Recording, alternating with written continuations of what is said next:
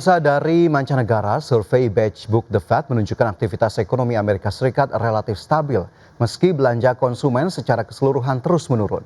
Sejumlah distrik melaporkan bahwa pengeluaran konsumen berpenghasilan tinggi cukup tangguh, tetapi melemah di kalangan rumah tangga berpendapatan rendah dan menengah.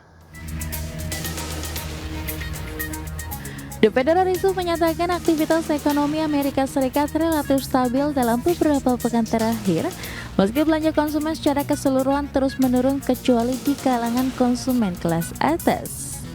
Menurut survei Facebook terhadap kontak pelaku bisnis regional, jumlah lapangan kerja sedikit menurun dan harga rata-rata naik secara moderat. Laporan ini didasarkan pada informasi yang dikumpulkan oleh 12 bank regional The Fed hingga 17 November dan disusun oleh The Fed Dallas. Beberapa distrik termasuk New York, Atlanta, dan Minneapolis melaporkan bahwa pengeluaran konsumen berpenghasilan tinggi cukup tangguh tetapi melemah di kalangan rumah tangga berpendapatan rendah dan menengah. Lebih lanjut, meski ada lonjakan pengumuman pemutusan hubungan kerja, lebih banyak distrik melaporkan bahwa perusahaan menerapkan taktik penghematan tenaga kerja seperti penangguhan lowongan kerja dan pengurangan karyawan secara alami, alih-alih memangkas tenaga kerja secara langsung. Sementara itu, para pembuat kebijakan The Fed berbeda pendapat mengenai apakah akan mempertahankan atau menurunkan suku bunga pada pertemuan Desember mendatang. Laporan ini pun memberikan bahan pertimbangan bagi kedua kubu pejabat yang berdebat mengenai kebijakan saat ini. Berbagai sumber, ITX Channel. Pemirsa, OPEC Plus diperkirakan akan tetap mempertahankan tingkat produksi minyak pada pertemuan hari Minggu 30 November 2025 dan menyepakati mekanisme untuk menilai kapasitas produksi maksimum para anggota. Merujuk Reuters, 8 negara OPEC Plus yang telah secara bertahap meningkatkan produksi pada tahun 2025 diperkirakan akan mempertahankan kebijakan mereka untuk menghentikan kenaikan produksi pada kuartal pertama tahun 2026.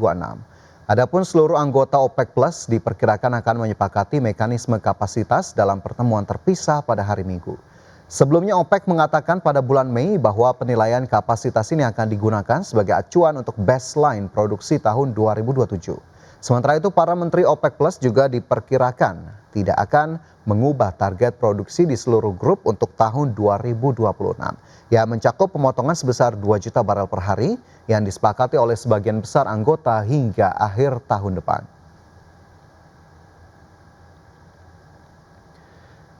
Ya, selanjutnya dari posisi terakhir bursa global, pemirsa, dari bursa Amerika Serikat terpantau tidak ada perdagangan seiring dengan libur Thanksgiving pada 27 November 2025. Sementara jika kita lihat dari bursa Eropa, bursa ekuitas Eropa relatif stabil pada perdagangan Kamis setelah mencatat 3 sesi penguatan beruntun didorong meningkatnya optimisme pemangkasan suku bunga The Fed di bulan depan. Di tengah sentimen positif tersebut, saham Puma dan Allfunds Group mencatat lonjakan signifikan berkat minat akuisisi. Hingga akhir perdagangan, indeks Stoxx 600 ditutup naik tipis 0,14% ke level 575, indeks FTSE 100 menguat 0,02% ke level 9.693, dan indeks DAX Jerman naik 0,18% ke level 23.767.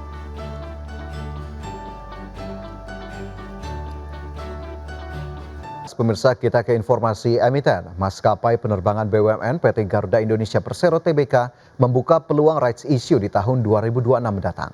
Langkah itu menjadi bagian dari strategi perseroan untuk memperkuat struktur permodalan dan mendukung ekspansi bisnis di tahun depan. Maskapai penerbangan BUMN PT Garuda Indonesia Persero Tbk membuka peluang bisnis rights issue sebagai bagian dari peta jalan aksi korporasi 2026 guna memperkuat kinerja bisnis grup. Wakil Direktur Utama Garuda Indonesia Thomas Sugiarto Untoro menjelaskan, proses rights issue sebelumnya telah dilakukan oleh anak usaha yakni PT Garuda Maintenance Facility Aero Asia Tbk pada akhir Oktober 2025. Kedepan perseroan tidak menutup kemungkinan aksi serupa bakal dilakukan. Thomas mengatakan seluruh opsi yang ada masih akan dikaji dan dibahas lebih lanjut bersama para pemangku kepentingan terkait sebelum diputuskan. Langkah itu menjadi bagian dari strategi Garuda untuk memperkuat struktur permodalan dan mendukung ekspansi bisnis maskapai pelat merah pada 2026. Sebelumnya PT Angkasa Pura Indonesia diketahui telah berpartisipasi dalam right issue GMFI dengan menyetorkan aset berupa lahan atau inbrand dengan nilai mencapai 5,66 triliun rupiah. Melalui aksi right issue ini, GMFI menerbitkan sebanyak-banyaknya 124,26 miliar saham seri B dengan nilai nominal Rp25 per lembar. Manajemen GMFI menyampaikan Angkasa Pura akan berpartisipasi dalam aksi korporasi tersebut dengan menyetorkan lahan seluas 972.123 meter persegi di Kompleks GMF Bandara Internasional Soekarno-Hatta, Tangerang. Berbagi sumber, IDX Channel. Emiten properti terafiliasi Hermanto Tanoko PT Jaya Sukses Makmur Sentosa Tbk mendapatkan restu pemegang saham untuk melaksanakan rights issue.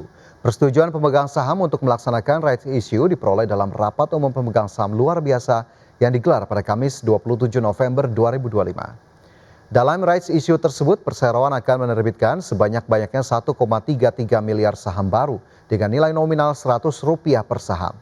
Direktur Utama Perseroan Budi Agusti menyampaikan rights issue ini bukan hanya tentang pendanaan, tetapi langkah strategis untuk memantapkan fondasi pertumbuhan ke fase yang lebih agresif.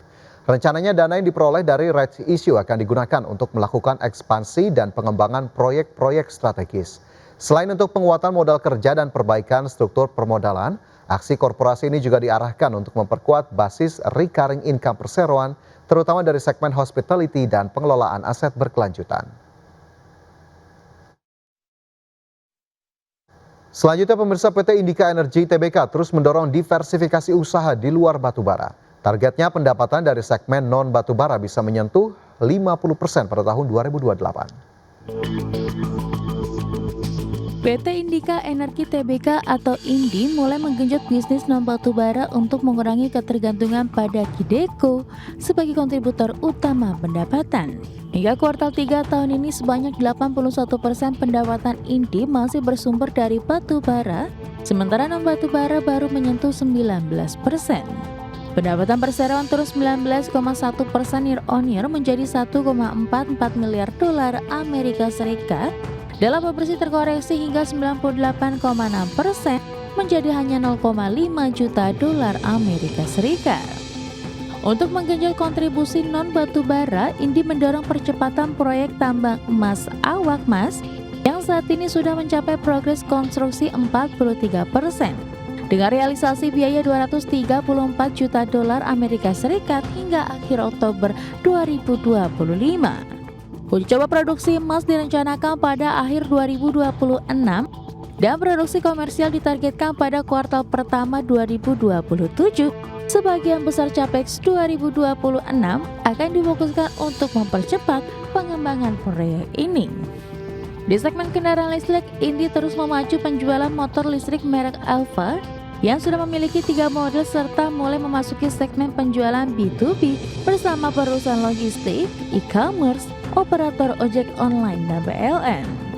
Lebih dari 50% penjualan Alfa saat ini berasal dari pasar B2B. Di saat bersama melalui Invi, INDI juga menjadi kontributor dan penyedia solusi transportasi bis dan truk listrik untuk sejumlah sektor. Analis menilai target kontribusi non batubara 50% pada 2028 masih realistis selama proyek Awakmas berjalan sesuai jadwal dan bisnis kendaraan listrik terus bertumbuh. Berbagai sumber, IDX Channel.